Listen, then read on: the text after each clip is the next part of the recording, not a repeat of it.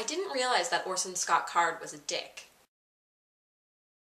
Maybe I'm just out of the loop, but I just never went looking into his personal life, or into what he believes, or who he is as a person. I was watching Hank Green's video on his personal channel about Orson Scott Card and the entire controversy surrounding him, and I'll put a link to that below if you're interested in checking that out. I don't know why it is I just sort of assume that the people whose content I really admire would turn out to be good, admirable people.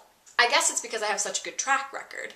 Most of the authors or writers or musicians or YouTubers or whichever that I like the most have really good content and are also quite good people. They are kind, they are open-minded, liberal, nice, good people, as far as I know from what I have gathered about them. And so I sort of have a tendency to assume that if I like something, the creator of it must be a person who doesn't suck, who is probably a good type person. But that's not always the case, which is clearly made obvious by Ender's Game in Orson Scott Card. Ender's Game is an amazing book. I remember I flew through that book. I read it so fast because everything was so exciting and it was so sad and so complex. It's a great book, that cannot be denied. But I come to find out that Orson Scott Card in and of himself is a terrible human being. He sucks, he's a dick. Hank Green probably said it the best. And I think the reason why I want to think that the things that I like the most are composed by people who are good people is because my admiration of said thing reflects back on myself.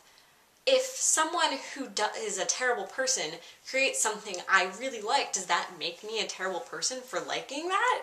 I think your first tendency might be to jump to that conclusion that, yes, A is bad, so C must be bad. But this presents an area where you really do have to separate an artist from their art. It's like everything they tell you in like a 9th grade English class about author's intent and authorial voice. How much can you really depend on the authorial voice?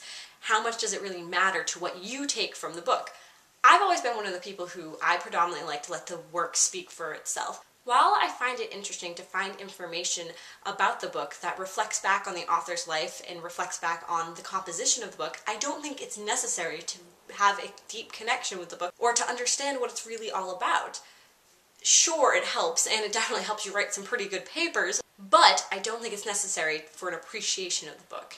And in this case, would my knowing anything about Orson Scott Card make me like the book anymore? To be honest, if I had known more about him before I read the book, I probably wouldn't like it as much, which I think is problematic because a work should stand for itself apart from the author, apart from whoever composed said artistic thing.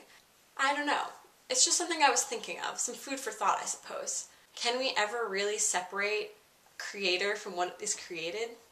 And in this case, I hope so. I hope I can go back and read Ender's Game and not think about how much of a dick Orson Scott Card is, because it's a really good book, even if the guy who created it has some moralistic questionability. Alright, well, that's it for today. Thanks so much for watching, and I will see you tomorrow.